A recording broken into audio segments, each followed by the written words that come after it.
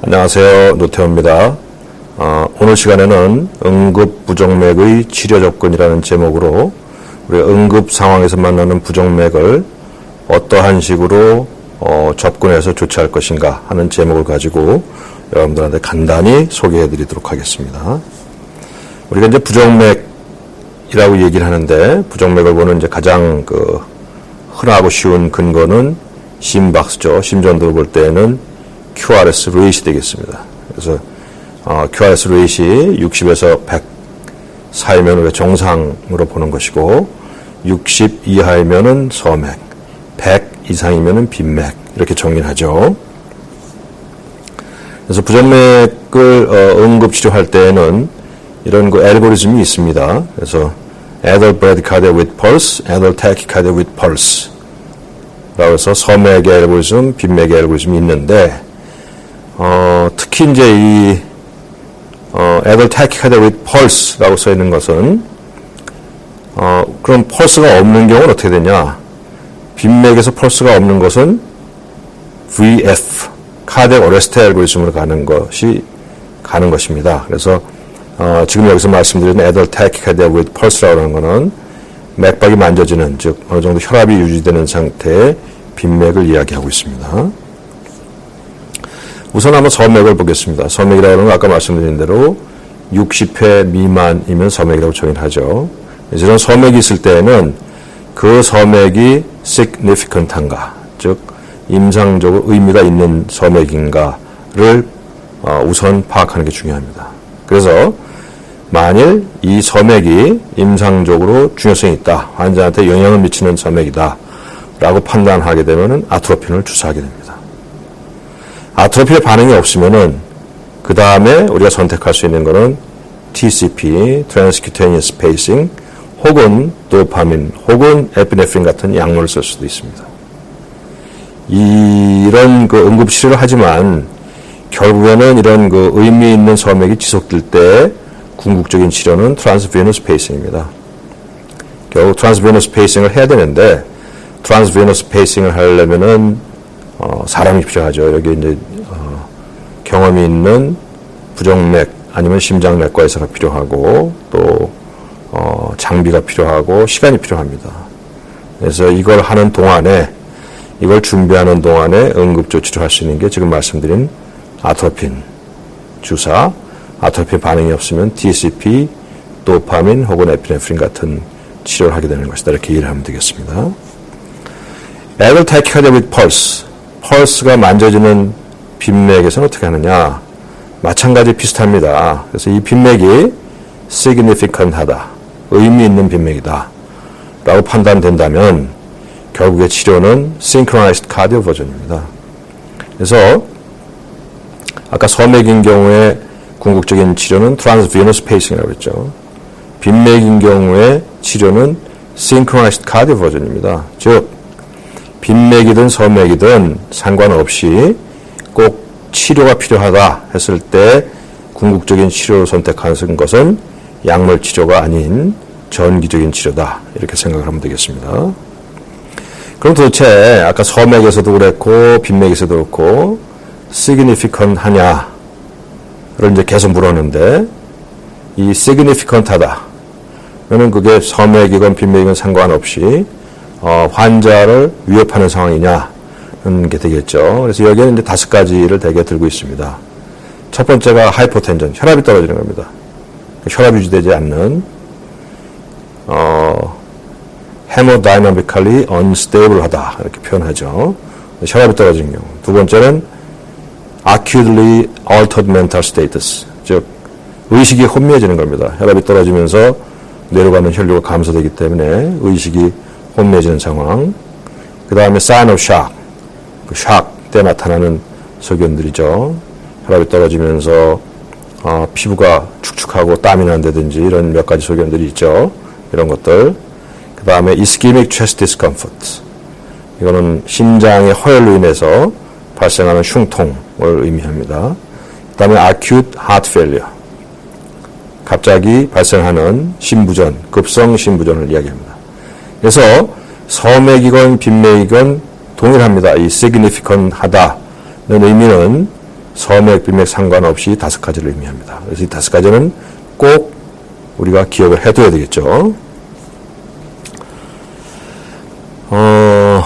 서맥인 경우에는 그래도 좀 시간적 여유가 있어요. 그래서 에트로핀도 줘보고 에트로핀에 반응이 없으면 그 다음에는 TCP, 그 다음에 약물 2종이 있다고 그랬죠. 도파민이나 에피네프린 같은 약물.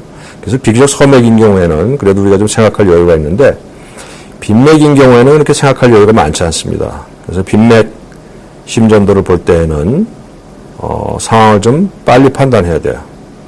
근데 이 상황을 빨리 상황 판단의 경우는 심전도 진단을 정확하게 내리는 건데 이게 사실 쉽지 않습니다.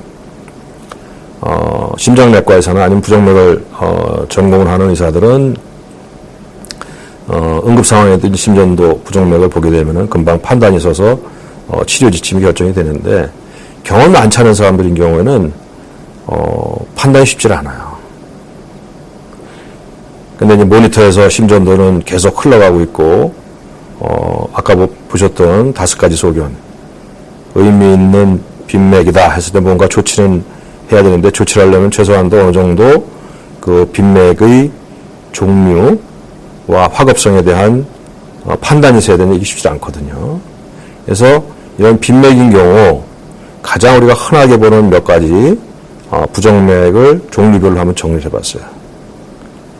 그래서 이러한 접근을 가지고 하게 되면은 비교적 부정맥이 아주 깊은 지식이 있지 않다 하더라도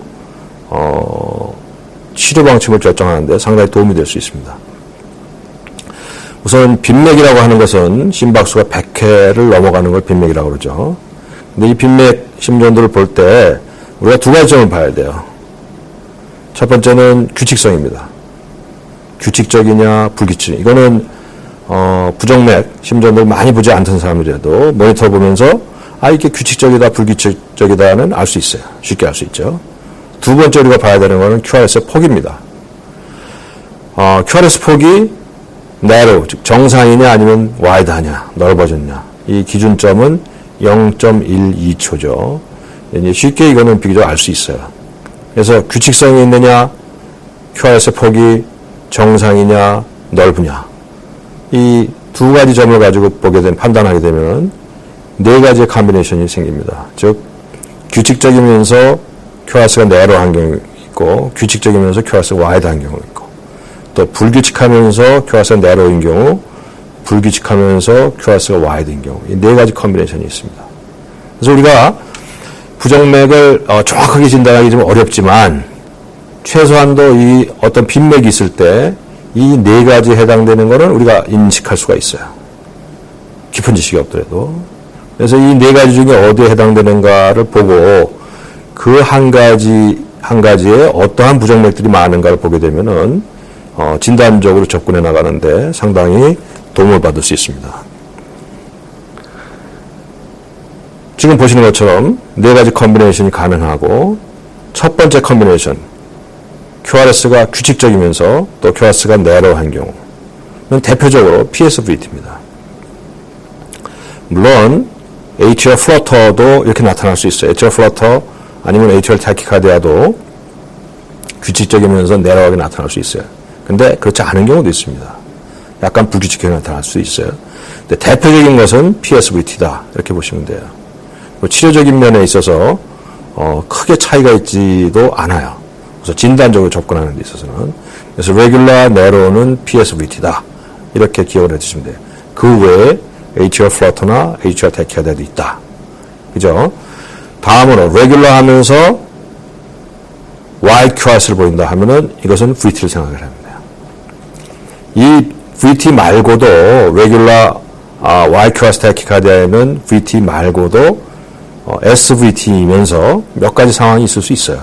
그렇지만 일단은 regular wide QRS를 보이면은 VT로 생각하십시오. 그 이유는 첫 번째, VT가 실제적으로 거의 대부분입니다. 두 번째, VT로 간주하고 치료를 해도 크게 손해보지 않습니다. 그렇기 때문에 regular wide는 VT로 생각을 해라 라고 말씀을 드리는 거고요. 물론 이제 VT 외에 다른 부정맥들, SVT에 에버런스가 있다든지 몇 가지 pre-existing bundle branch block이 있다든지 이런 몇 가지가 있는데 그거는 여러분들이 이제 좀 공부를 하시면 될 것이고, 일단 regular wide는 VT다라고 생각을 하십시오. 다음에 irregular 넘어가겠습니다. irregular narrow는 atrial fibrillation입니다. 거의 대부분이 atrial fibrillation입니다.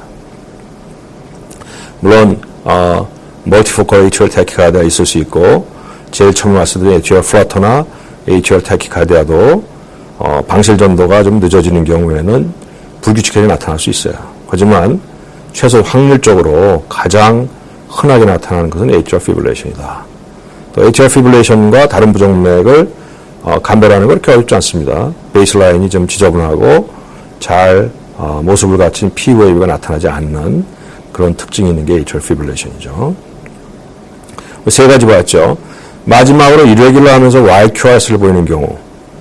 요거는 뭐 대표적인 게 WPW and atrial fibrillation입니다. WPW 신드롬은 QRS가 좀 넓죠. 거기다 atrial fibrillation 있기 때문에 QRS가 irregular 하기 때문에 irregular wide를 에 맞는 부정맥은 WPW atrial fibrillation입니다. 그런데 간혹 톨사드라는 부정맥하고 헷갈리는 수가 있어요. 사실은 좀 다른데 톨사드 포항이라는 부정맥은 롱 QT 신드롬에서 발생하는 QRS의 진폭이 계속 변화하는 약간 특징적인 모습을 가진 것인데 그것도 약간 irregular 하면서 QRS가 와일드하게 나타날 수가 있기 때문에 이 WPW AFib하고 약간 혼동하는 분들이 있어요. 그런데 이 두 가지 부정맥은 다 알고 계실 필요가 있어요.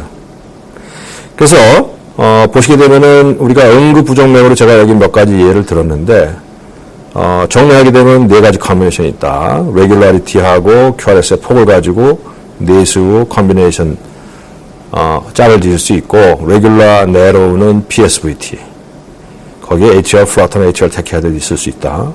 레귤라 와이드는 VT다. irregular narrow는 atrial fibrillation이며 거기에 multifocal atrial tachycardia atrial flutter 같은 경우도 이렇게 나타날 수 있다. irregular wide는 WPW 신드롬의 atrial fibrillation이다. 이것과 약간 비슷한 것은 톨사드라고 하는 부정맥도 있을 수 있다. 이렇게 생각하시면 됩니다. 그래서 응급 상황에서 볼 수 있는 부정맥이 여러 가지가 있겠지만 실제적으로 한번 보세요. 여기에 지금 제가 말씀드린 부정맥 기껏 해봐야 10개도 안 됩니다.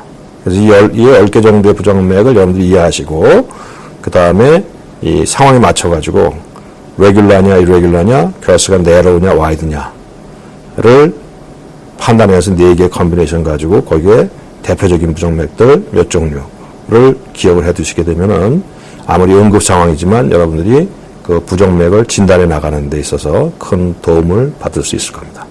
감사합니다.